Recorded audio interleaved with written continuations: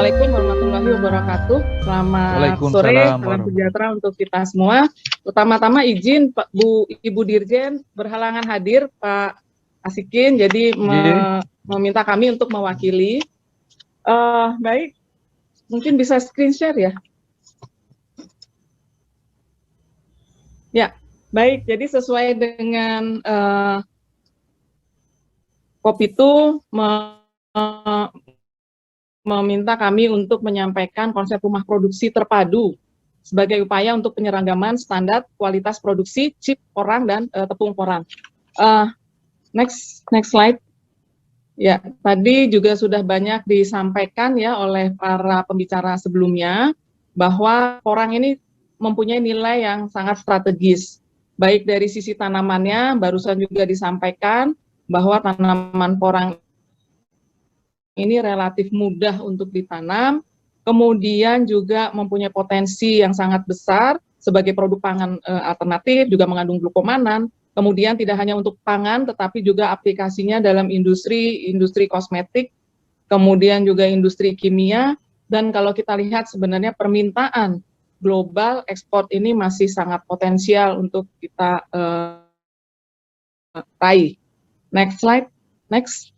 Kemudian arahan Bapak Presiden juga sudah cukup jelas bahwa bagaimana kita berupaya untuk meningkatkan nilai tambah dari olahan porang ini melalui antara lain adalah penguatan teknologi kepada para IKM pengolahan porang, di mana yang dikoordinir oleh Kemenko bidang perekonomian untuk menetapkan klaster-klaster untuk pengembangan porang ini.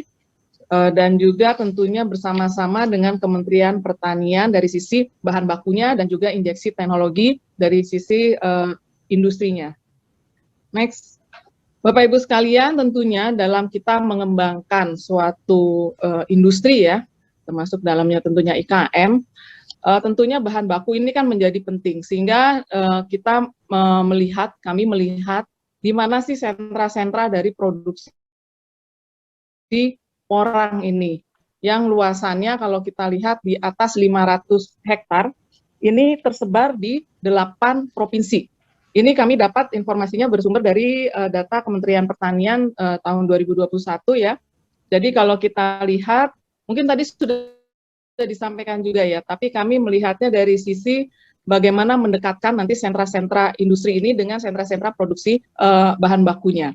Jadi kita lihat bahwa yang paling banyak memang adalah di Jawa Timur, kemudian yang pertama malah di NTT ya, di Nusa Tenggara Timur, luasannya ada 24.000 hektar, kemudian di Jawa Timur 14.000 hektar, kemudian juga di Jawa Tengah, dan selanjutnya menyebar di beberapa daerah lainnya.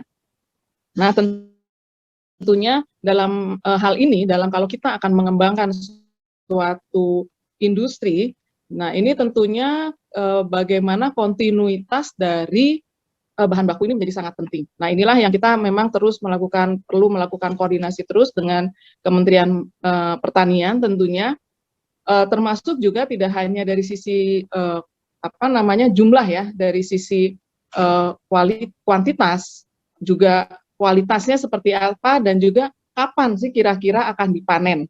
Itu kan karena ini perlu waktu juga ya, tadi disampaikan umurnya itu yang paling baik adalah 3 tahun seperti itu. Nah ini kan juga kita perlu mengetahui ya kapan ini akan dipanen, sehingga nanti tentunya tidak menjadi hambatan bagi industri olahannya. Bapak Ibu sekalian, kalau kita lihat dari pohon industrinya, memang industri tanaman porang ini cukup banyak ya turunannya. Next slide. Next. Lanjut ya. Ya. Nah, kita lihat bahwa porang ini tadi disampaikan ya menjadi tepung glukomanan, tapi memang yang pada saat ini yang paling banyak diolah menjadi chips kan, chips kering, termasuk juga di dalamnya adalah tepung ya, tepung porang dalam bentuk pati dan serat. Jadi tepung porang. Kemudian seperti ini turunannya ya, jadi cukup banyak, ada 21 produk turunannya sebenarnya yang bisa diolah yang makin tentunya makin kehilir, nilai tambahnya itu akan semakin besar. Nah, kalau kita lihat memang pada saat ini kebanyakan diolah dalam bentuk chip chips kering ya, chips porang. Nah, dan kebanyakan juga memang karena ini banyak diolah oleh mungkin dari sisi petaninya ataupun dari industri-industri masih IKM. Nah, ini yang kelihatannya memang masih belum mengikuti prinsip-prinsip keamanan pangan, sehingga ini kalau kita ekspor, nah ini sering menjadi kendala juga.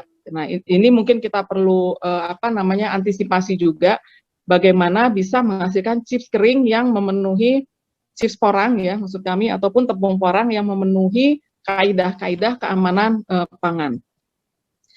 Kemudian kalau kita lihat Bapak Ibu sekalian, next slide.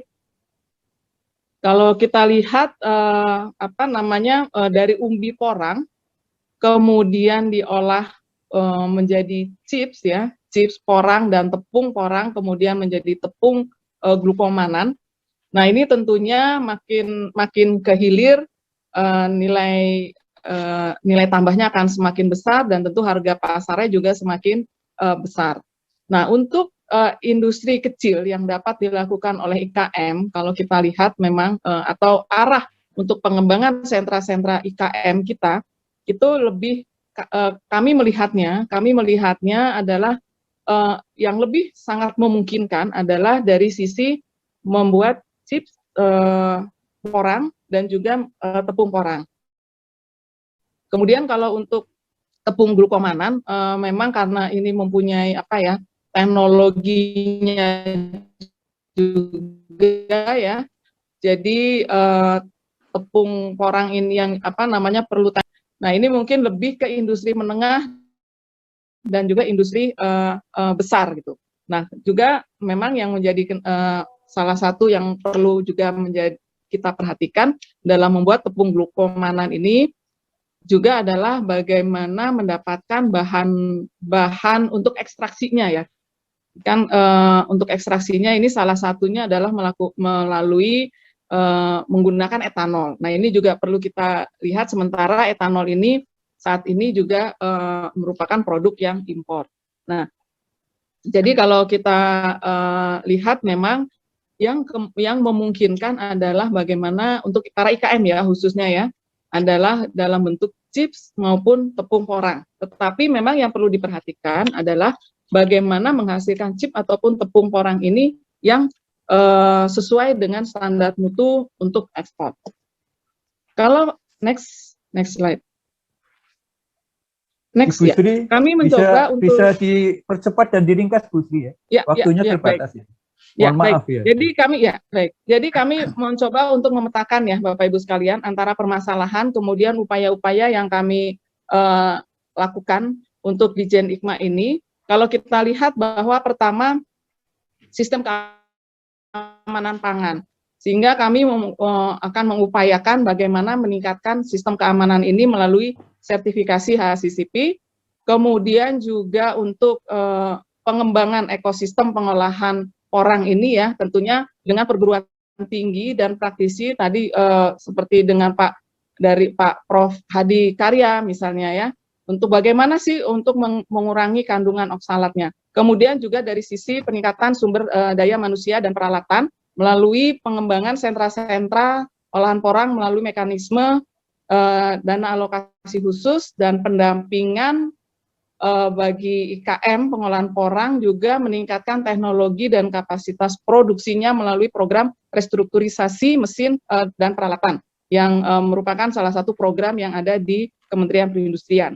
Kemudian tentunya juga adalah kita mendorong terus untuk IKM ini berinovasi, jadi kami juga punya program-program untuk mengakselerasi IKM yang punya inovasi-inovasi termasuk untuk menggunakan bahan baku lokal. Dan juga promosi tentunya dalam upaya untuk meningkatkan pasar dari produk-produk IKM. Next.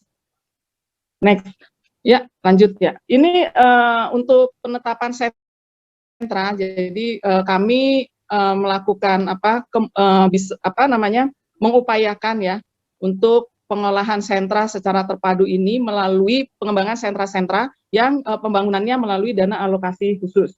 Nah, tentunya yang perlu diperhatikan di sini adalah bagaimana ketersediaan dan kontinuitas dari bahan baku, jaminannya, dan juga kemudian komitmen dari pemerintah daerah, karena untuk membangun sentra melalui dana alokasi khusus ini, daerah harus memiliki pola pengembangan sentranya yang jelas, kemudian ada rencana strategisnya, kemudian bisnis plan-nya seperti apa, sehingga kita harapkan ini bisa sustain, bisa beroperasi dengan baik. Dan juga yang penting adalah ekosistem dari para pelaku pengolahan porang ini, mulai dari petaninya, kemudian dari pengelolaan sentranya, kemudian juga industri turunannya, termasuk eksportir, ya, ini sebagai off-taker dari IKM pengolahan porang ini, dan tentunya bekerja sama dengan perguruan tinggi dan badan litbang.